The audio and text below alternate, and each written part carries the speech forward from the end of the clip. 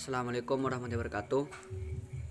Di sini saya akan memaparkan pra proposal saya. Namun sebelum itu saya akan memperkenalkan terlebih dahulu.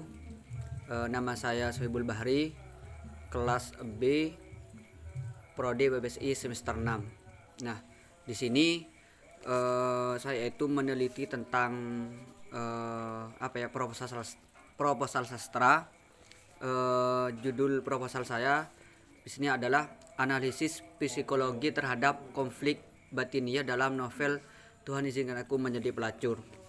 Nah, di sini sedikit saya membaca mengapa saya mengangkat judul proposal seperti itu.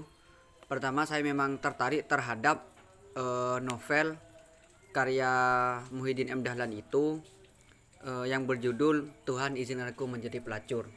Nah, langsung ke bab 1 itu, pendahuluan. Di sana ada latar belakang masalah. Nah, langsung saja di latar belakang masalah di sini, tokoh utamanya yang bernama Didah Kirani di sini, dia adalah seorang muslimah yang taat. Tubuhnya dihijabi jubah dan hijab besar. Hampir semua waktu dihabiskan untuk sholat, baca kitab, dan berzikir. Dia memilih hidup yang sofistik demi pelaku kezuhudan untuk dikerap hanya mengkonsumsi roti dalam jumlah sangat terbatas. Nah, di sebuah pesantren, cita-citanya hanya satu, untuk menjadi muslimah yang beragama secara total. Tapi di tengah proses itu ia diterpa badai kekecewaan. Organisasi garis keras yang mengusung cita-cita tegaknya syariat Islam di Indonesia yang diidealkan bisa mengantarkannya beragama secara total penuh. Ternyata setelah berjalannya waktu, malah merampas nalar kritis sekaligus imannya. Setiap tanya yang diajukan dijawab dengan dogma tertutup yang melahirkan resah dan kehambaan. Nah, dalam keadaan kosong itulah ia terusuk dalam dunia hitam. Dia melampiaskan frustasinya dengan seks bebas dan mengkonsumsi obat-obat terlarang. Tak ada rasa sesal kepada Tuhan usai ia bercinta dengan para aktivis sayap kiri dan kanan yang meniduri dan ditidurinya. Bahkan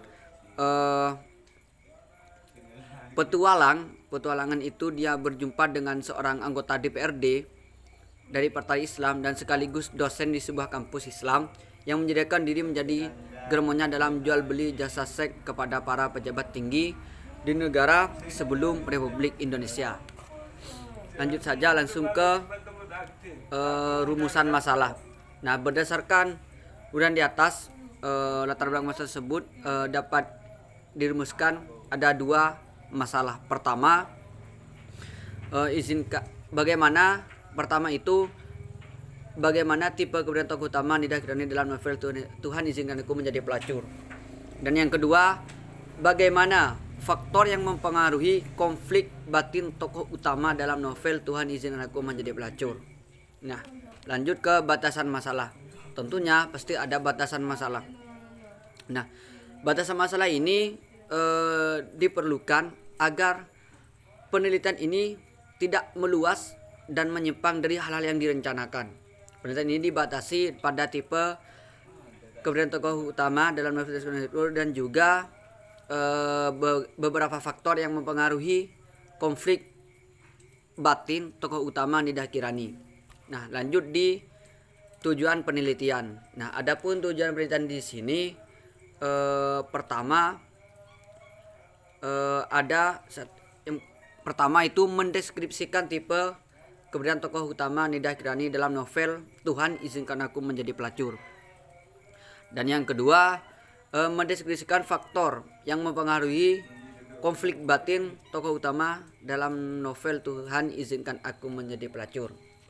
Lanjut ke manfaat penelitian. Nah, manfaat penelitian di sini ada 2. Yang pertama itu manfaat secara teoritis, dan yang kedua manfaat secara praktis. Nah, di manfaat teoritis di sini ada dua manfaat. Yang pertama, secara teoritis, manfaat hasil dari penelitian diharapkan dapat menambah pengetahuan tentang analisis karya sastra, terutama dalam bidang penelitian novel, dan juga diharapkan dapat menjadi pedoman peneliti lain yang mengkaji tentang karya sastra, khususnya novel. Dan yang kedua, dengan adanya penelitian ini bisa memperkaya sana ilmu pengetahuan, khususnya dalam pembahasan mengenai analisis psikologi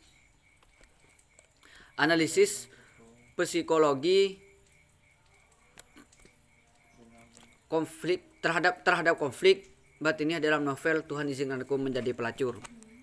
Itu di manfaat teoritis. Dan yang kedua ada manfaat praktis.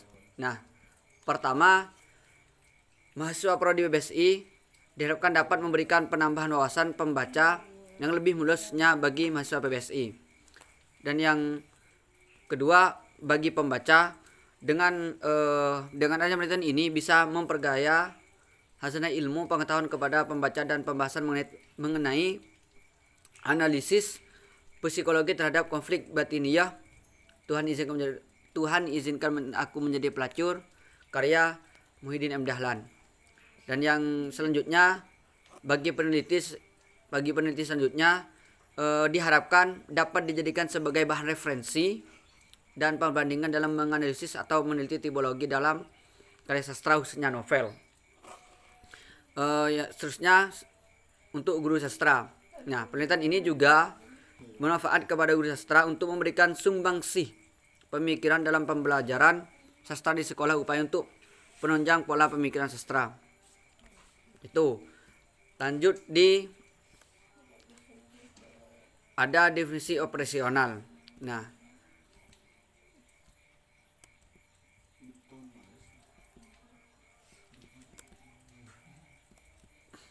dan seterusnya di bab 2 ada kajian pustaka.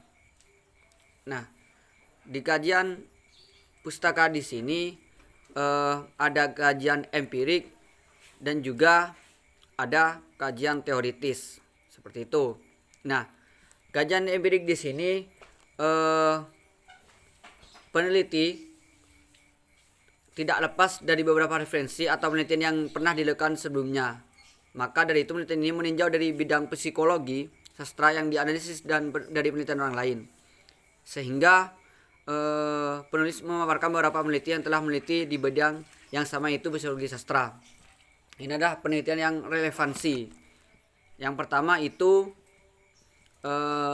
Juidah DKK 2021 dengan judul Konflik Batin Tokoh Utama dalam Novel Lelaki Harimau karya Eka Kurniawan, tinjauannya psikoanalis Sigmund Freud. Hasil penelitian ini menunjukkan bahwa dalam novel Lelaki Harimau karya Eka Kurniawan terdapat konflik batin yang dialami oleh tokoh utama, yaitu Margio yang diwujudkan dalam ID, ego, dan superego. Dan yang kedua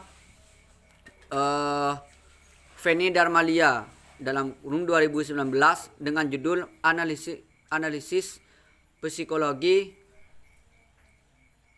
terhadap konflik batin tokoh utama dalam novel Ayah karya Andrea Hirata, seperti itu.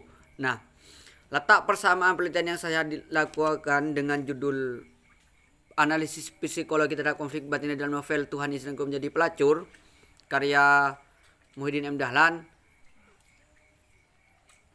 Penelitian yang saya lakukan dengan penelitian yang terdahulu sama-sama membahas tentang psikologi, seperti itu.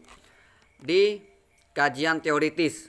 Nah, di kajian teoritis di sini yang pertama ada definisi sastra. Nah, sastra ini merupakan sebuah nama yang disemakan kepada hasil kerja kreatif manusia dengan menggunakan bahasa sebagai bahan penciptaannya.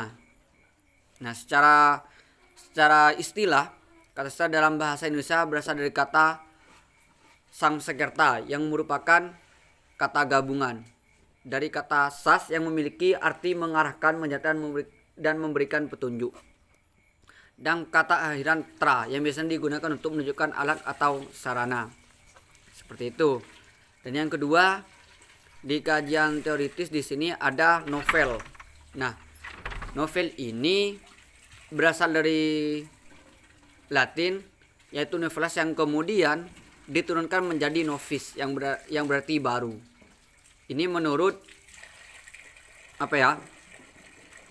menurut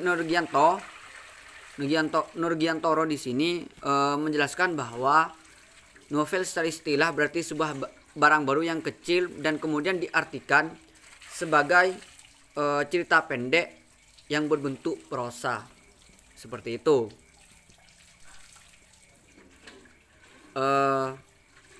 Lalu di sini lanjut ke kerangka pikir.